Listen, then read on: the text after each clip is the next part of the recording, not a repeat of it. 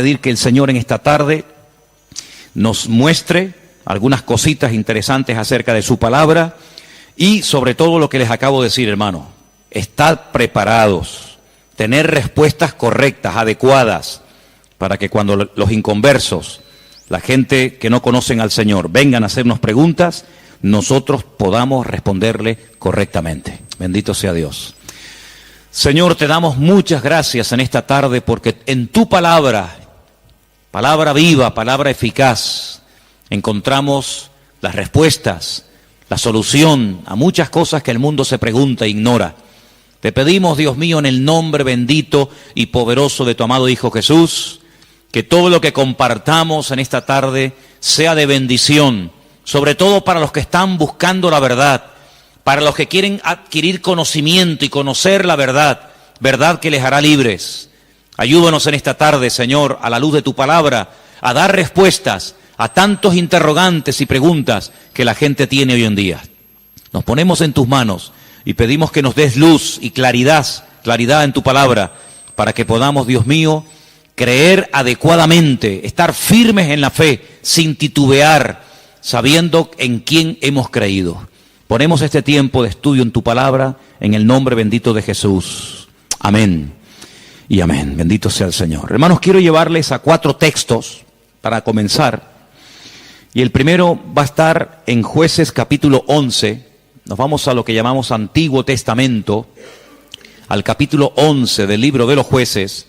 Y vamos a leer concretamente el versículo 40. Jueces, repito, capítulo 11, versículo 40. Y dice la palabra del Señor lo siguiente. Presten atención a lo que dice ahí nuestro Dios. Jueces 11:40. Y se hizo costumbre en Israel que de año en año fuesen las doncellas de Israel a endechar a la hija de Jefté, Gaaladita, 4 días en el año. Fíjense la palabra costumbre. Se hizo costumbre, no era costumbre hasta ese tiempo. Antes nadie se iba 4 días por el campo, por el monte, a llorar, a endechar a la hija de nadie. Pero ocurrió algo. Ustedes conocen que Jefté hizo un juramento que fue una auténtica locura, y fue la de presentar a su hija en sacrificio al Señor. Y entonces dice la palabra de Dios que a partir de ese día se convirtió en una costumbre en Israel que las jóvenes, que las chicas se fueran por los campos llorando, endechando, lamentándose de lo que le había ocurrido a la hija de Jefté. ¿Era un mandamiento bíblico? ¿Era algo que Moisés enseñó al pueblo de Israel en el desierto? No. Sino que se hizo costumbre. Empezaron un año y otro año, una generación y otra generación, hasta que aquello se convirtió en una costumbre. Y quiero en esta tarde que ustedes se den cuenta de que una cosa es la costumbre, la cultura, las tradiciones, y otra cosa muy diferente es lo que manda y ordena el Señor en su palabra. A nosotros nos tiene que dirigir la palabra de Dios, no las costumbres de las naciones. No, es que esta costumbre, esta tradición lleva 500 años celebrándose en mi país o donde sea. Bueno, los años que se llevan celebrando las costumbres, cualquiera que sean, no le dan credibilidad a la costumbre.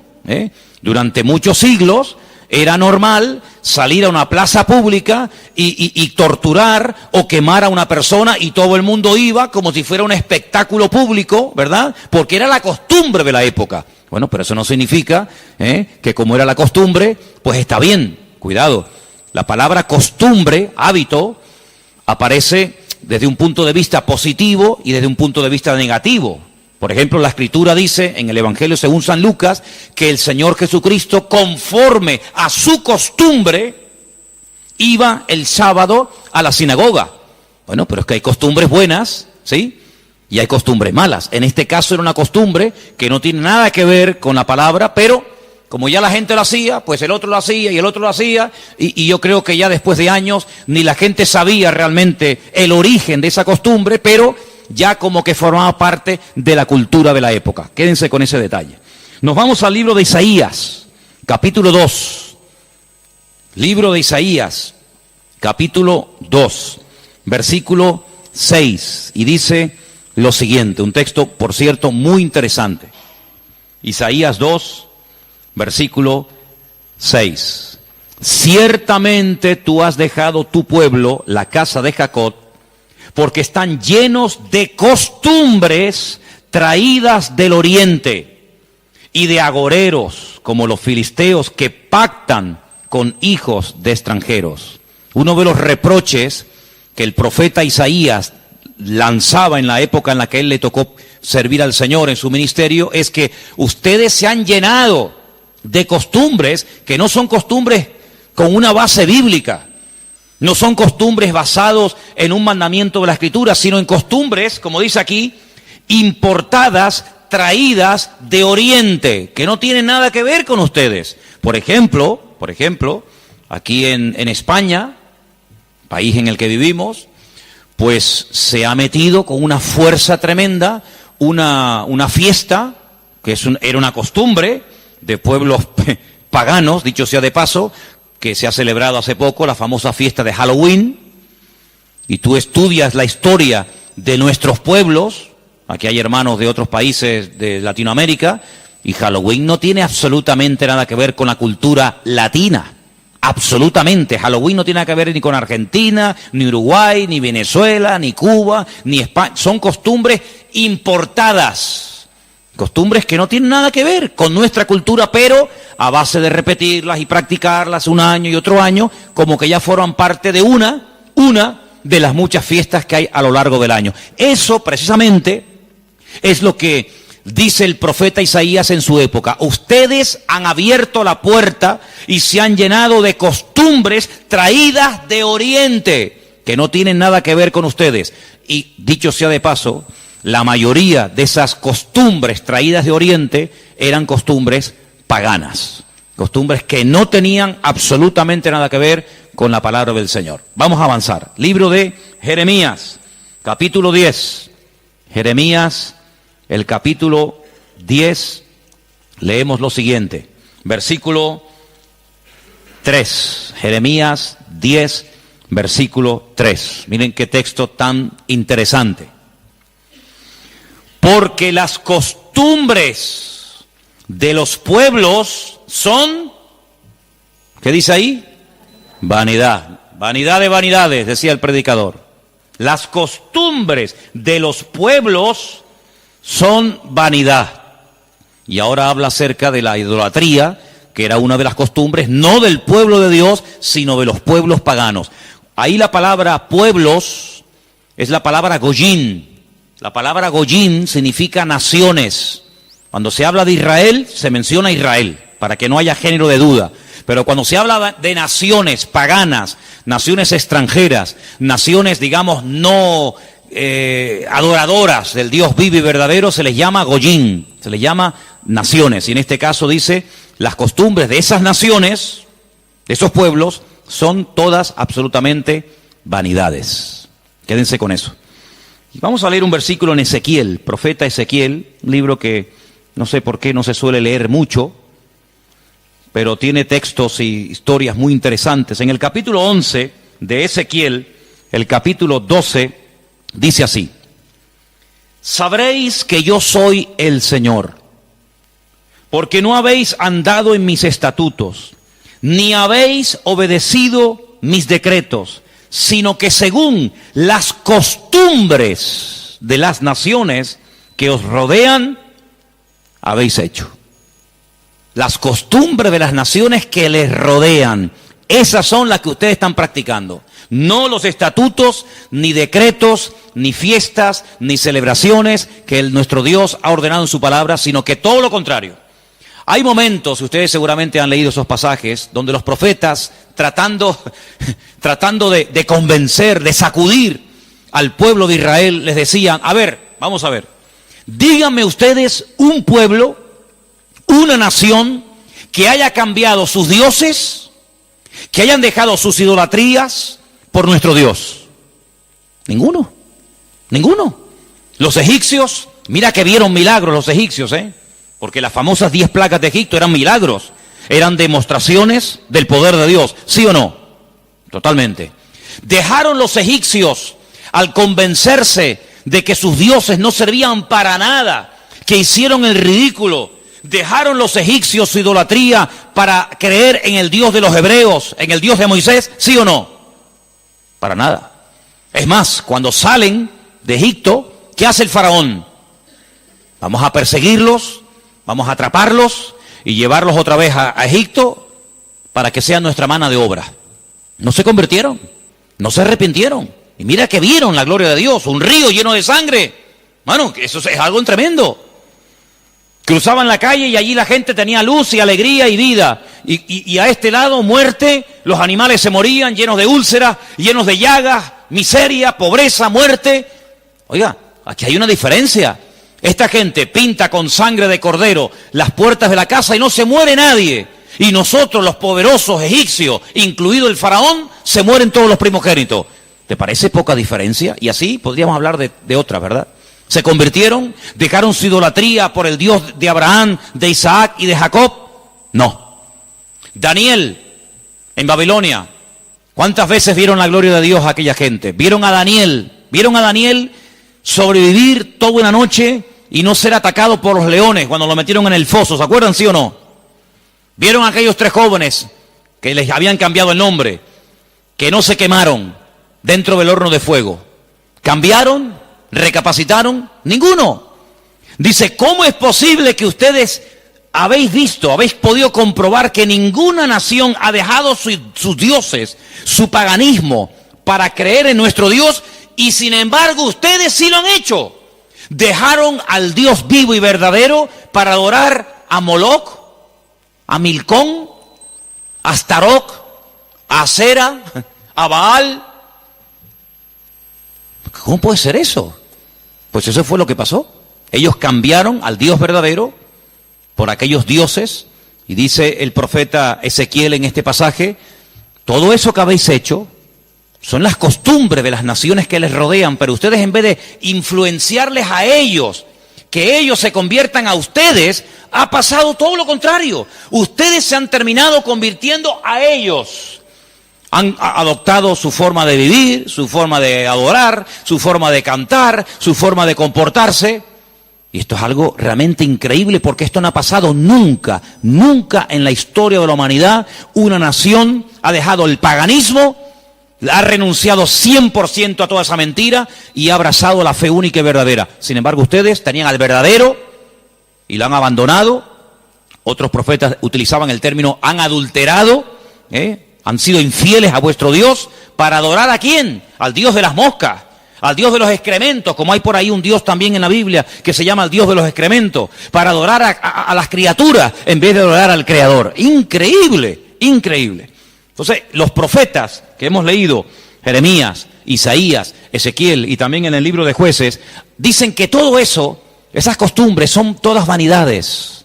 Y entonces nosotros como creyentes, que hemos, como dice la Biblia, pasado de muerte a vida, cuando nos convertimos al Señor, cuando salimos de donde hemos salido cada uno, pues tenemos con el paso del tiempo que no solamente decirle al Señor, Dios mío, gracias por haberme salvado, gracias por haberme perdonado los pecados, sino que quiero también pedirte, quiero que me ilumines, porque a lo mejor de mi antigua vida, cuando yo no te conocía, cuando andaba en la ignorancia, cuando estaba en la idolatría, en las costumbres que practiqué yo y mi familia durante toda la vida, Señor, quiero que tú me ilumines, por si acaso todavía puede ser que en mi vida, en mi familia, en mi forma de hablar, de pensar, de vestirme, etcétera, etcétera, todavía quedar algo que no está bien, pero que como lo hace todo el mundo, pues no parece que sea tan malo.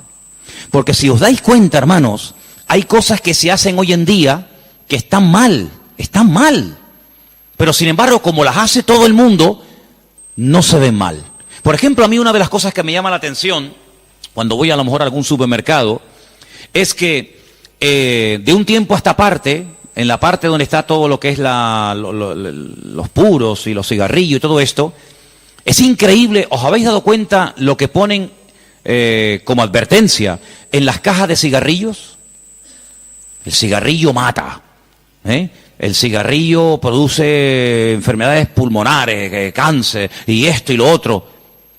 Pero ¿quién hoy en día iría por la calle poniéndole una multa a una persona por fumar? Nadie. ¿Por qué? Porque como lo hace todo el mundo, ya forma parte de una vida normal, pues no se ve tan mal. Pero cuidado, el que lo haga mucha gente no significa de que esté bien, ¿sí o no? Entonces puede ser que a lo mejor algunos de ustedes en algún momento se ha sentido, perdonen la expresión, como un bicho raro en su puesto de trabajo, con los amigos, con la familia, con los vecinos, ¿sí o no? Porque resulta que todo el mundo ve bien, pues ciertas y determinadas cosas que cuando vamos al manual, cuando vamos a la palabra de Dios, resulta que no solamente están mal, sino que incluso son pecado y abominación ante los ojos de Dios. Vaya usted a una manifestación de miles y miles y miles de personas a favor del aborto y párese en esa marcha y diga que el aborto es un crimen, que es un asesinato y que eso es una abominación delante de Dios. ¿Lo matan? ¿Sí o no? ¿Lo matan? Párese usted en una manifestación donde están llevando a una virgen, a un patrón, a un santo y diga, ¿pero qué estáis haciendo? Si nuestro Dios prohíbe todo esto, si eso es abominación delante de nuestro Dios, si en la base mínima, que son los 10 mandamientos, ya se prohíbe categóricamente todo esto, ¿te matan? ¿Por qué? Porque es que esto se ha practicado. Y claro, después ves ahí al alcalde, y ves al teniente alcalde, y ves al concejal de no sé qué, y ves a fulanito de tal, y incluso al rey, y ves a la reina, y ves a la... Entonces parece que como que no está tan mal, porque lo practica mucha gente. Y quiero decirte, querido hermano, que en algún momento de tu vida puede ser que tú te sientas como que vas contracorriente. Como que la gente, como que no te entiende, y como que tú estás en otra frecuencia, en otra onda, y es como algo imposible de que lleguen a un entendimiento. Pero al fin y al cabo yo pregunto, hermanos, ¿nosotros a quién tenemos que agradar? ¿A quién tiene que agradar usted? ¿A nuestro Dios, sí o no? Bueno, pues si por agradar a Dios me pongo en contra de la familia, ¿estás dispuesto a pagar el precio? ¿Para qué te vas a bautizar? Con la edad que tú tienes. Si a ti ya te bautizaron tus padres cuando eras pequeñita, no lo pueden entender. Pero saben, hermanos, nosotros, repito, primero a quien tenemos que rendir cuentas a nuestro Dios. Y en segundo lugar, tarde o temprano, como dije el domingo pasado, la fe. Y cuando hablo de la fe, yo no me refiero solamente a la creencia, sino me refiero, cuando hablo de la fe, también aglutino nuestro estilo de vida. Porque nuestra fe es un estilo de vida. Somos diferentes, ¿sí o no? Somos diferentes. Somos diferentes a la hora de hablar, a la hora de pensar, a la hora de reaccionar ante una situación. Somos diferentes, lo queramos reconocer o no, somos gente diferente. Eso incluye también el concepto fe. No solamente que creo en un Dios, en un cielo, en un infierno, en la Biblia como palabra de Dios, sino que la fe me lleva a una serie de cambios. Bueno, pues en ese paquete de mi estilo de vida, yo tengo que pararme y decir, ¿lo que estamos haciendo forma parte de una base bíblica o de costumbres que se han ido traspasando de padres a hijos, de generación en generación? Y yo, como he formado parte toda la vida, evidentemente, de este sistema de vida del mundo, pues las he incorporado como algo normal, pero nunca me paré a preguntarme si lo que yo estaba practicando, si lo que yo estaba creyendo era de Dios o era algo totalmente antibíblico. ¿Quién te convenció a ti? ¿Cuándo te diste cuenta de que adorar imágenes no era de Dios? Algunos de ustedes lo hicieron toda la vida. Pero llegó un momento en el que dijiste, esto no es de Dios, ¿sí o no? El que fue ladrón, el que fue drogadicto, el que practicó la prostitución o cualquier otro pecado. Hay un momento en la vida en el que a la luz de la Escritura, oyendo los mensajes, las predicaciones, leyendo la Biblia, el Espíritu, ¡pam!, te golpeó, ¿sí o no? Te tocó y dijiste, que va, yo no puedo seguir por este camino. Y cuanto más profundices en la Biblia, cuanto más profundices en la palabra, te das cuenta de que uno tiene que cambiar en todo, en todo. Forma de hablar, a veces, ¿por qué no decirlo? Hasta en la forma de vestir, ¿sí o no?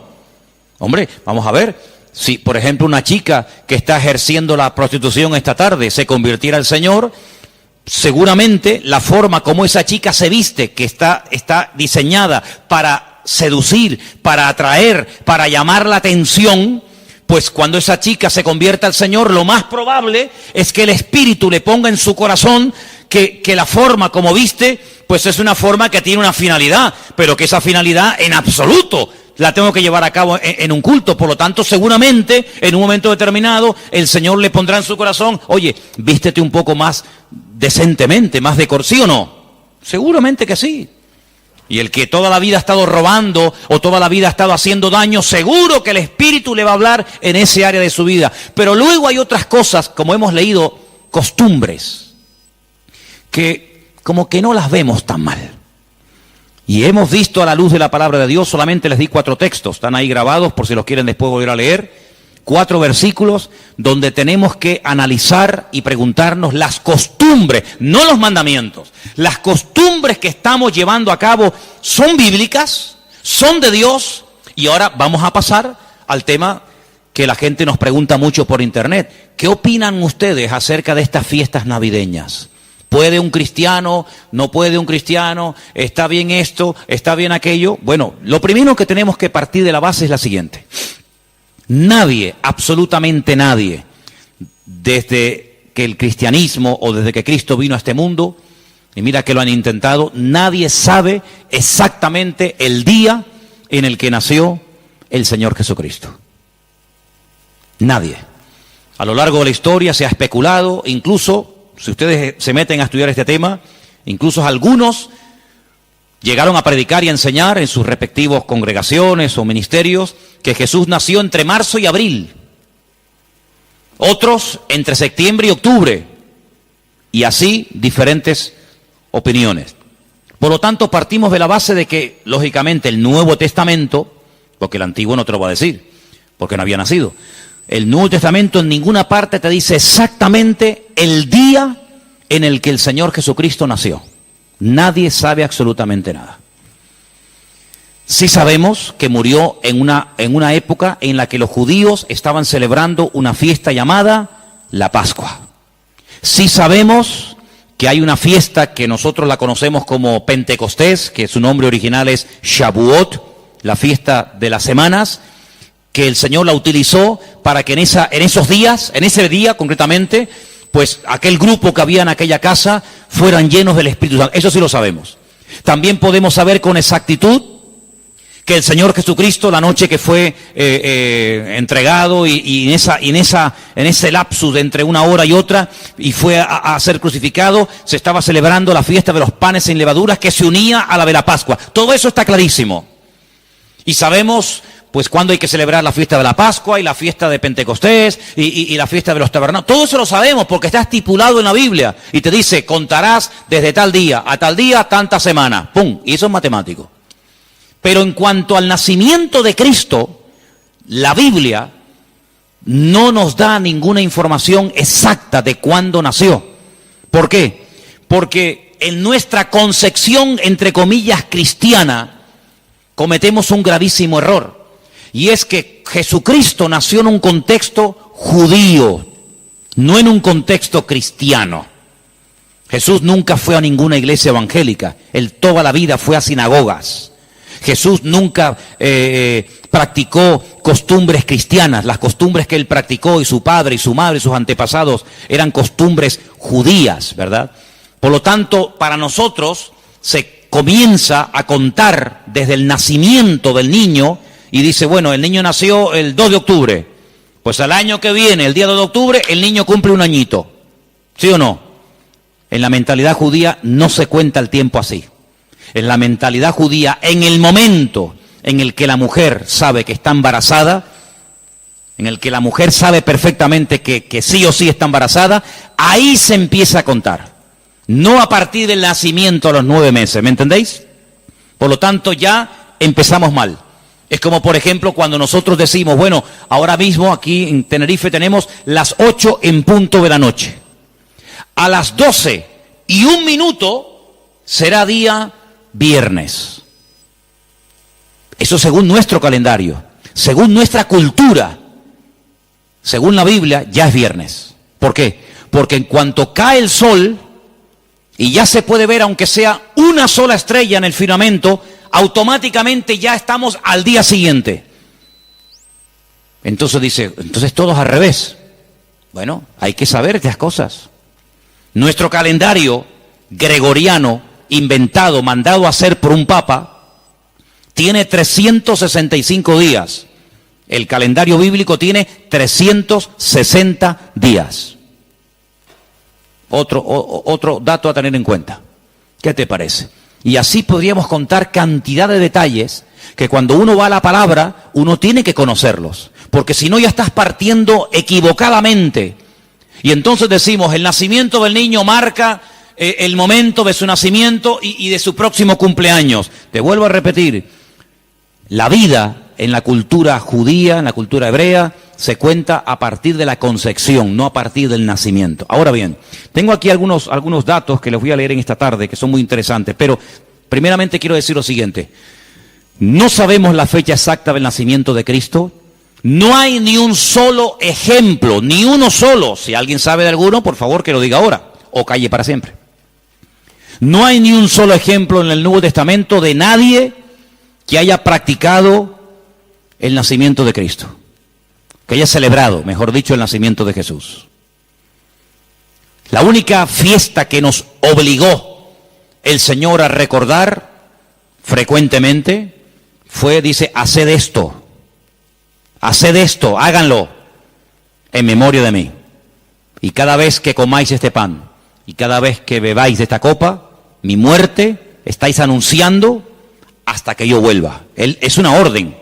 Yo sé que hay movimientos cristianos o evangélicos que no practican esto de tomar pan y vino asiduamente, porque dicen que es algo simbólico. Bueno, yo solamente lo digo con todo mi respeto, no saben lo que se pierden. Y es una interpretación incorrecta. Yo creo que es bíblico y estamos todos de acuerdo, ¿sí o no? Que hay que partir del pan y el vino. Hombre, hay iglesias que lo hacen todos los domingos. Elena, por ejemplo, se crió en una iglesia que todos los domingos, sí o sí, todos los domingos a la mañana, se llama culto de comunión. Por eso, porque se da la comunión. Hay iglesias que lo hacen una vez al mes, otras iglesias una vez al año, etcétera, etcétera. Pero que hay que hacerlo, hay que hacerlo. Pero Jesús nunca dijo, los discípulos nunca dijeron, Pablo nunca escribió, Pedro nunca escribió, Santiago nunca escribió, ningún discípulo escribió, y también tenéis que recordar todos los años el nacimiento del Mesías. No. Mira, recordamos cuando partió el pan y el vino e inauguró el nuevo pacto. Recordamos su muerte, claro. Recordamos su resurrección. Recordamos la venida del Espíritu Santo en el día de Pentecostés. Recordamos un montón de cosas, pero bíblicamente no te puedo demostrar, no lo puedo hacer. Te estaría mintiendo. No te puedo demostrar bíblicamente que los primeros cristianos celebraban el nacimiento de Cristo. No lo hacían.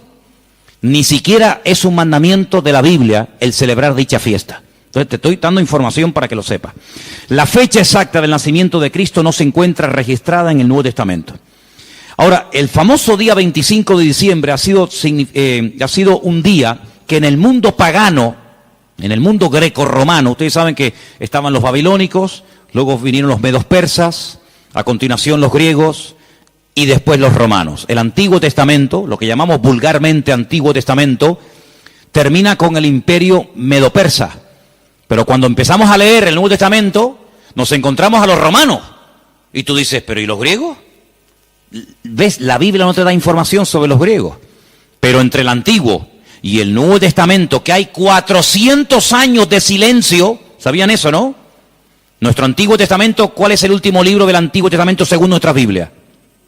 Malaquías.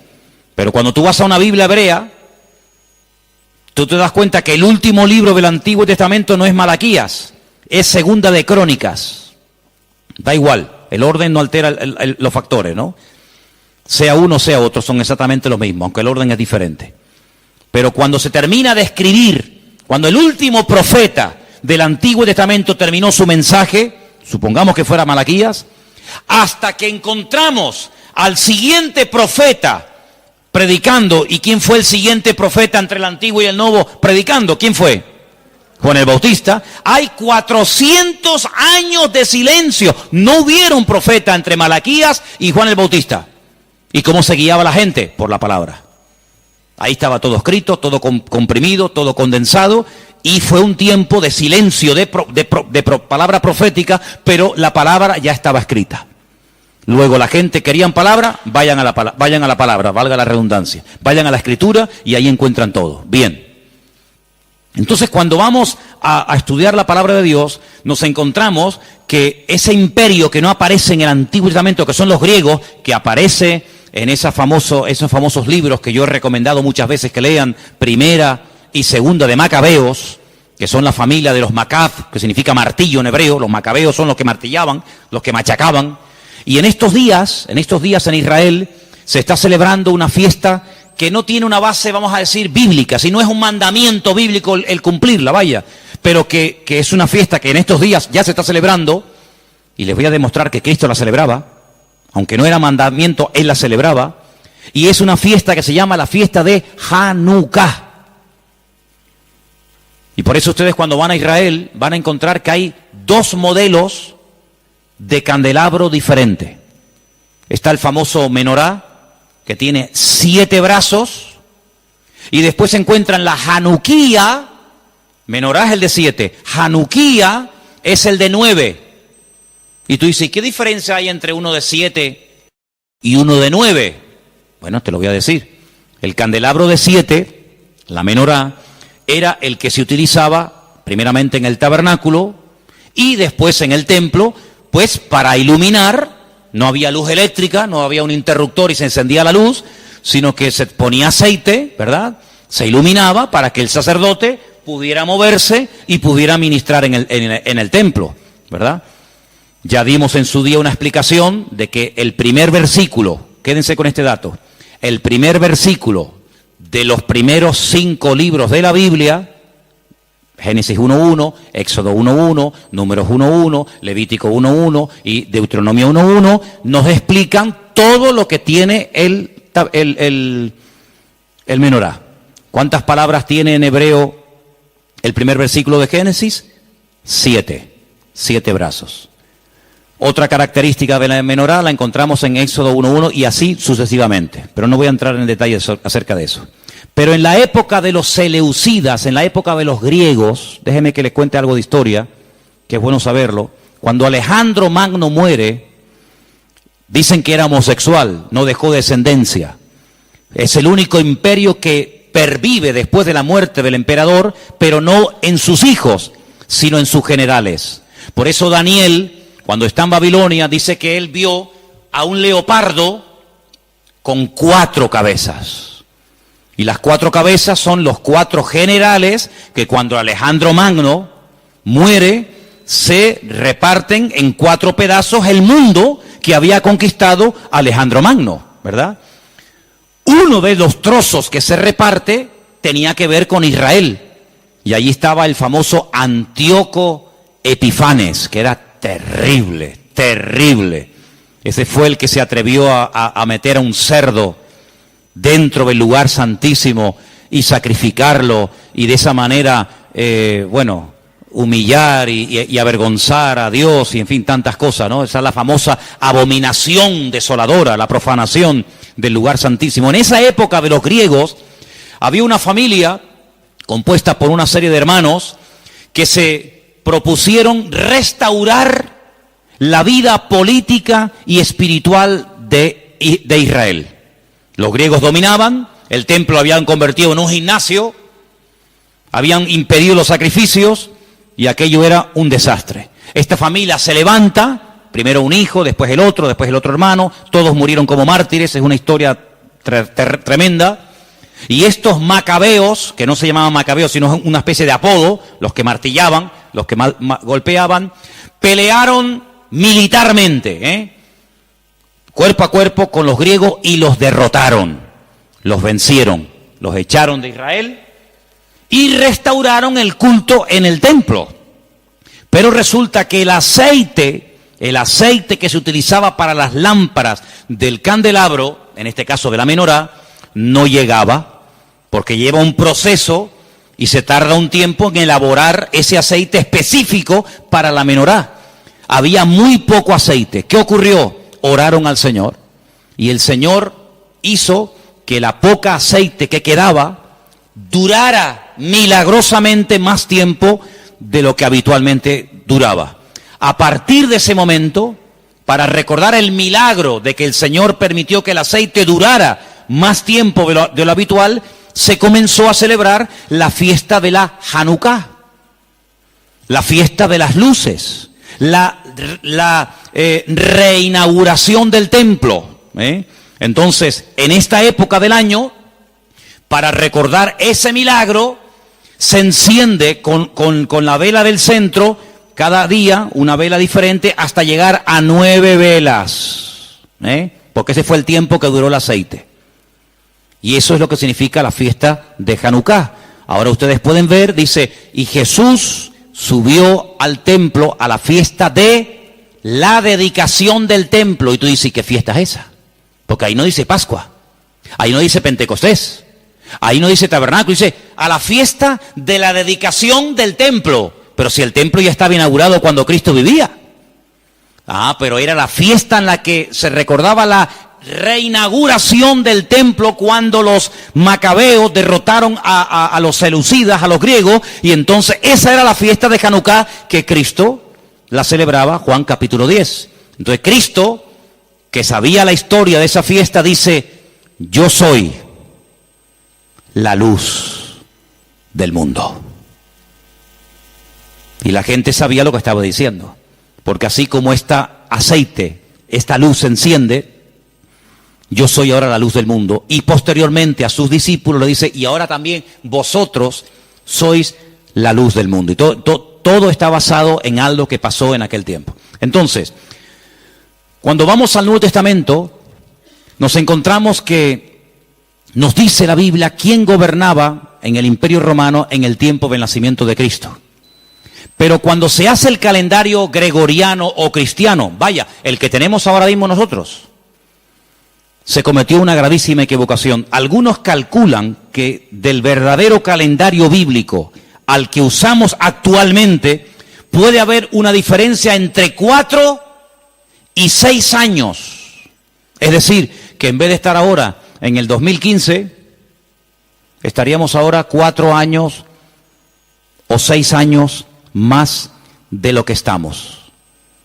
Y eso es bueno saberlo, porque la Biblia nos da datos acerca de lo que va a ocurrir en cada tiempo, y por eso estamos viendo profecías cumplidas nosotros en este momento, que tú dices, pero no me encaja el tiempo. Claro, no te encaja el tiempo si te llevas por el 2015, pero si te llevas por el calendario bíblico, te encaja todo de una forma maravillosa, porque Dios no se mueve con el calendario inventado por don Gregorio, sino Él se mueve por el calendario inventado y creado y dado por Él en su bendita palabra. ¿Cuántos dicen amén?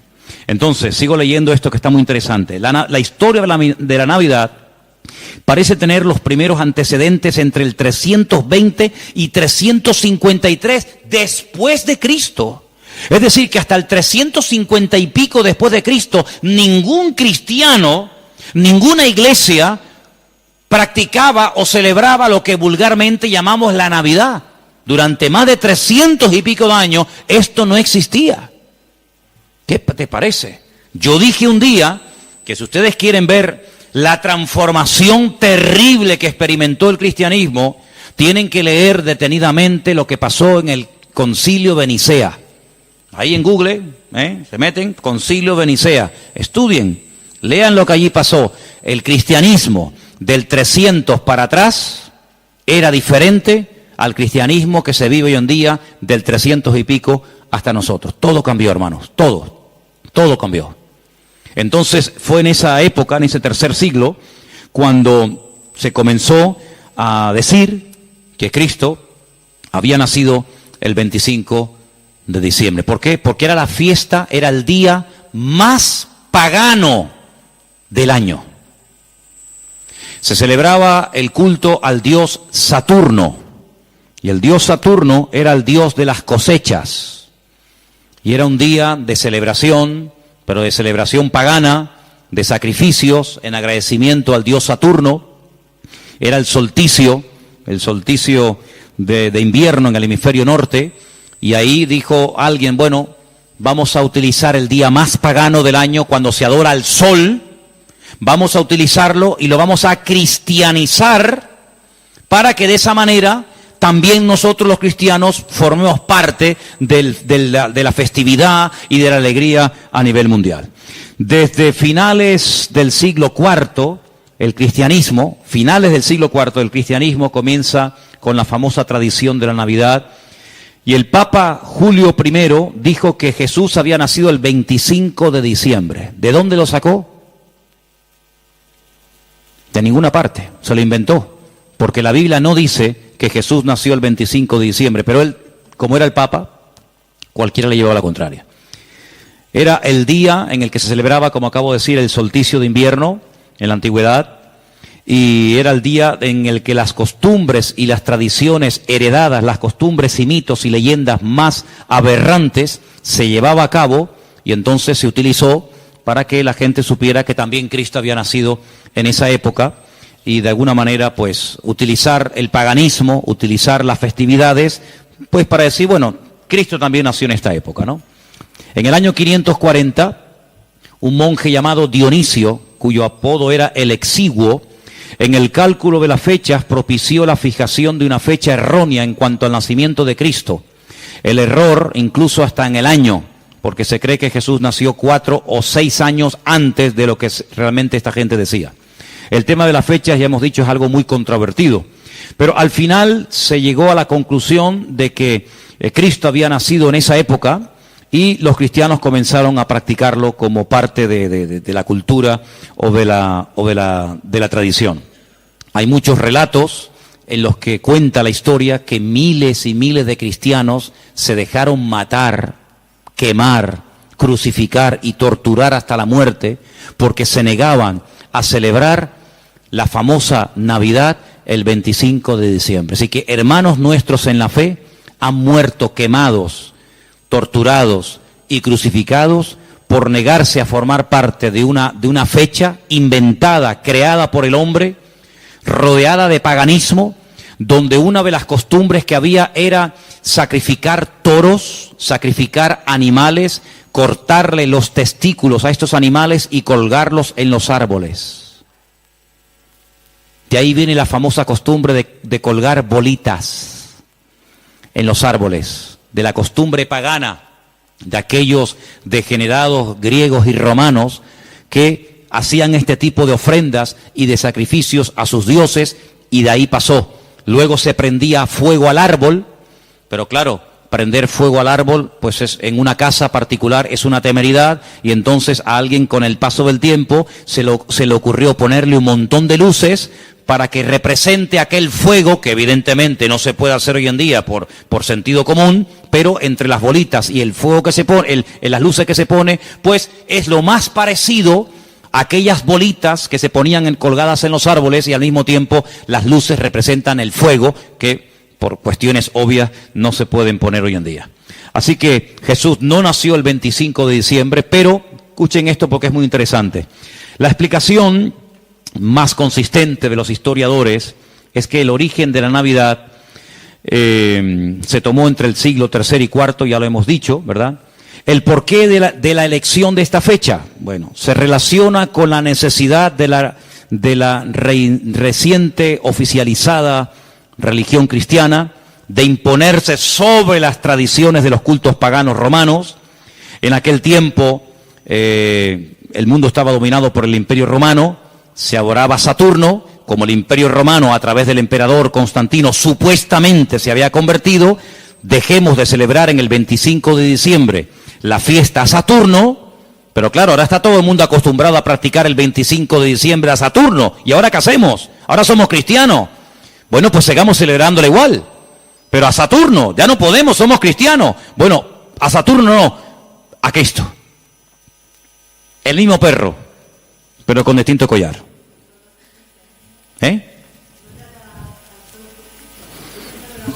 Adoraban al sol. Sí, ellos pueden decir misa. Los papas eligieron el 25 de diciembre como día del nacimiento de Jesús, como una estrategia para el proceso de expansión del cristianismo, en el que sistemáticamente se buscó absorber y fusionar toda celebración de ritos paganos con las nuevas creencias o fe de los cristianos. Por lo tanto, bíblicamente, si alguien te para en la calle y te dice que la fiesta de la Navidad, que se suele celebrar el 25 de diciembre, tiene un trasfondo pagano, no se te ocurra llevarle la contraria, ni decirle que no es así, porque vas a ser el más rotundo ridículo. Efectivamente, el día 25 de diciembre era una fiesta, la fiesta más pagana en todas las culturas del Imperio Romano, donde se hacían auténticas barbaridades, sacrificios humanos, sacrificios de animales, ofrendas brutales de sangre, etcétera, etcétera. Como supuestamente, repito, el Imperio Romano dejó el paganismo y abrazó la fe cristiana que había perseguido durante más de 300 años, pues ahora ¿qué hacemos? Ahora nos encontramos con un dilema. Bueno, lo solucionamos fácilmente. Seguimos manteniendo el día, seguimos manteniendo las costumbres de dicho día, ¿vale? Seguimos celebrando todo exactamente igual, pero en vez de a Saturno, en vez de a divinidades falsas, pues la celebramos a Dios y total, aquí no ha pasado absolutamente nada. A base de repetir y de repetir y de practicar, un siglo, otro siglo, una generación, otra generación, nos hemos puesto hoy en día en el año 2015, aparentemente después de la era cristiana, y resulta que hemos abrazado unas costumbres y unas prácticas que nosotros no lo hacemos con ninguna mala intención, ¿no? Nosotros no lo hacemos porque creemos en el paganismo, ni mucho menos, pero sin darnos cuenta, estamos practicando y celebrando y haciendo cosas que tienen un trasfondo totalmente pagano, pero después queremos que los paganos cambien, cuando los paganos lo que han hecho es que nos han cambiado a nosotros.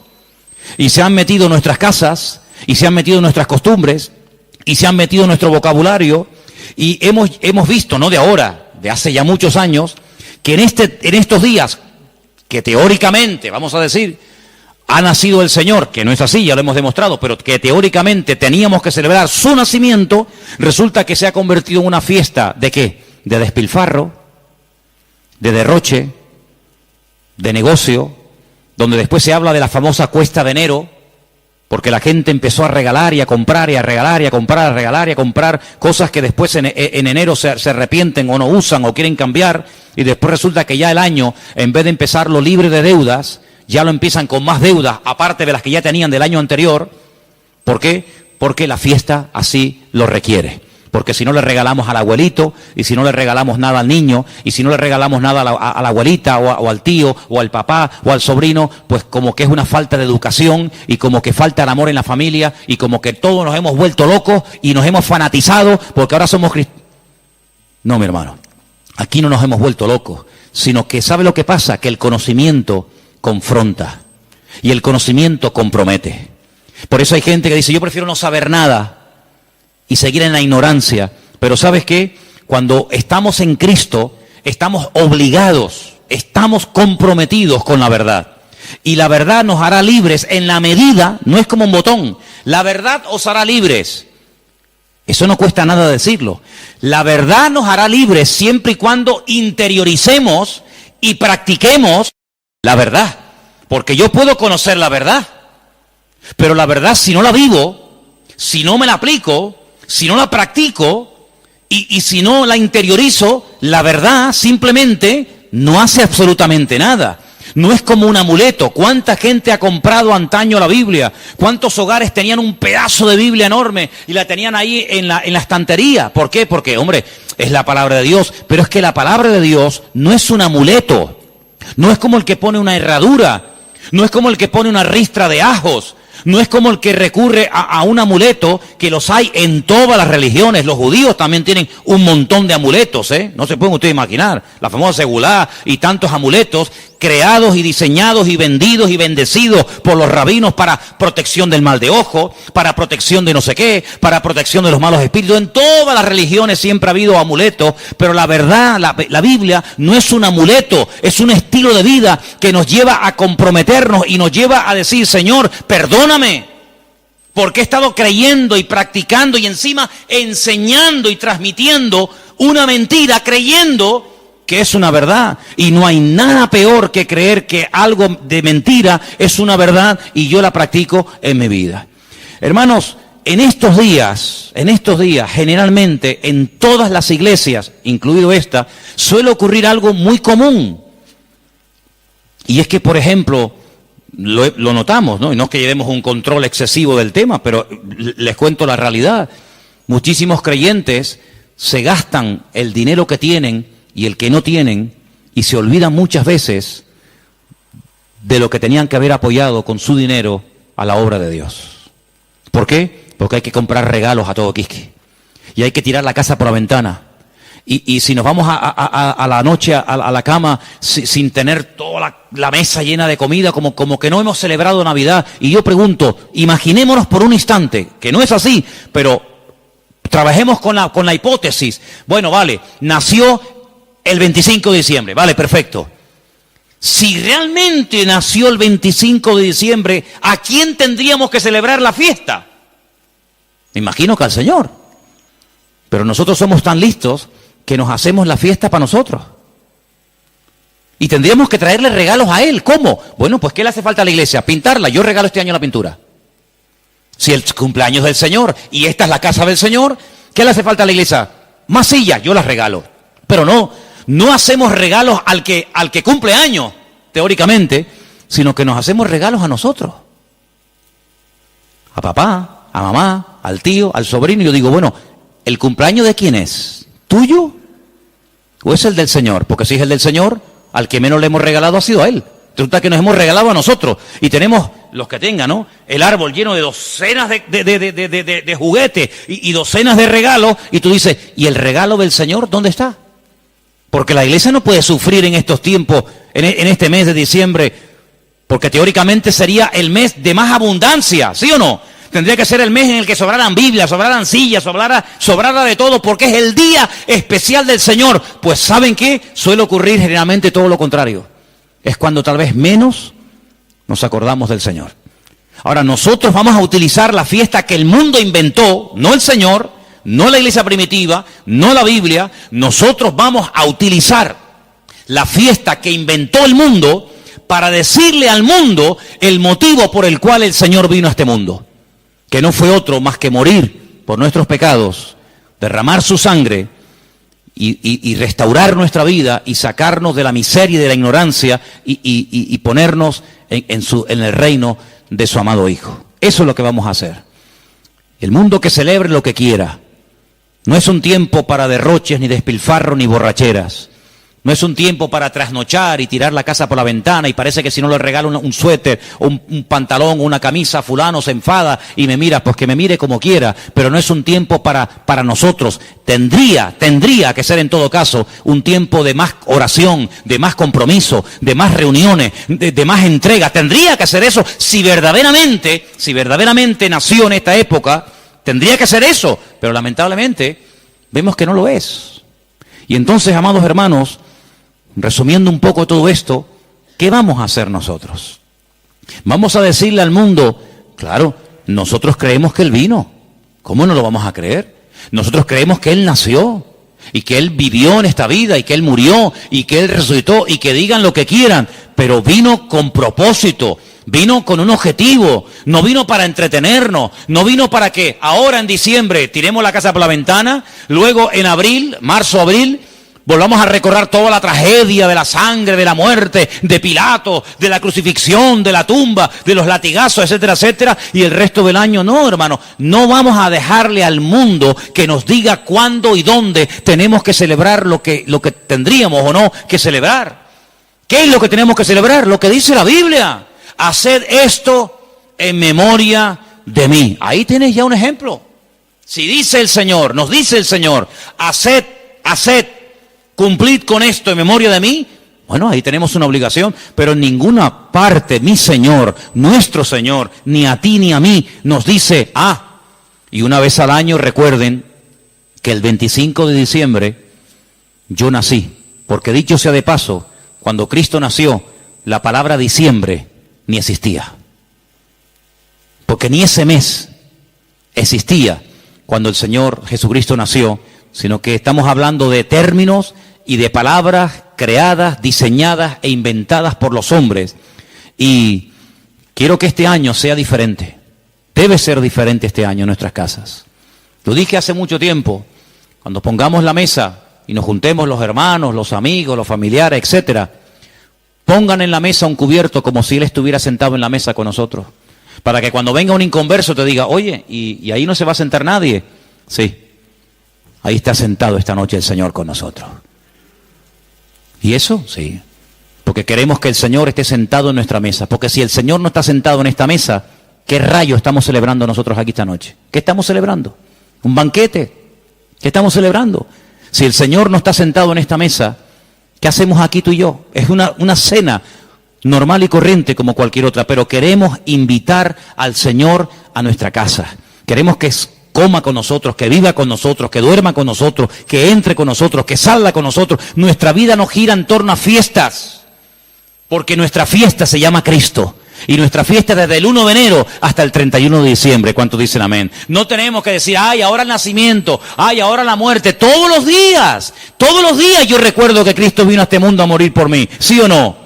Todos los días yo recuerdo que Él murió por mí en la cruz. Todos los días, no solamente el domingo de resurrección, allí en el Parque La Granja. Yo todos los días recuerdo que el Señor resucitó al tercer día. Yo todos los días recuerdo que Él está vivo. No tengo que decir, bueno, ahora esto. Ahora, ¿quién nos marca a nosotros el calendario?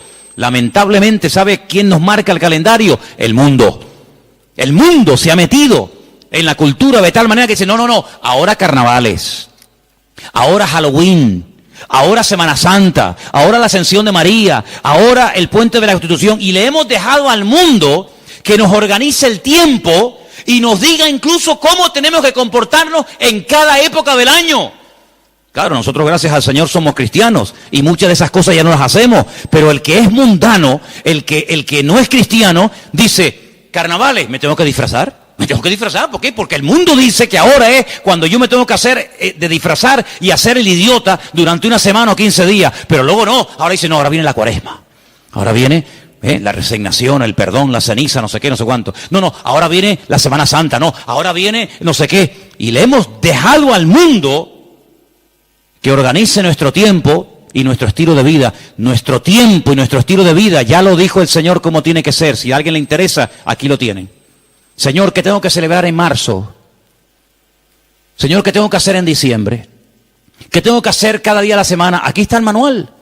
No le dejemos al mundo que nos organice, porque mira, yo me acuerdo que hace años, y termino, en España no se celebraba Halloween. ¿Cuánto tiempo lleva esta fiesta entre nosotros más o menos? ¿Alguien más o menos sabe?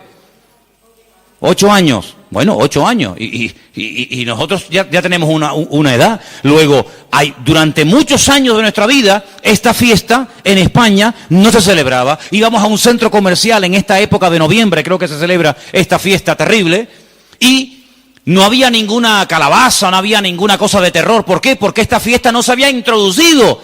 Pero mira cómo la metieron. Mira cómo la metieron, amigos. Y el otro día, el Black Friday. Ya nos metieron otra. Y en enero, ahora y el mundo tiene, hermano, lo tiene tan claro, el diablo tiene tan claro los objetivos que dice, mira, a la gente le gusta varias cosas. Comer bien, vestir bien, vivir bien y divertirse. Perfecto. Como no quieren ser guiados por el camino de la palabra, como no quieren ser guiados por el camino de Cristo, sino quieren seguir por el camino del relajo, por el camino de despilfarro, pues yo le voy a dar. Y el diablo le da a la gente lo que quiere. ¿Quieres carnaval? Toma carnaval. Y tú dices, ¿cómo puede ser que un país que ha estado años en crisis llegue la fiesta del carnaval y no haya pagas para gente que no tiene nada y que están en el paro y que no tienen los pobrecitos nada? Y resulta que hay un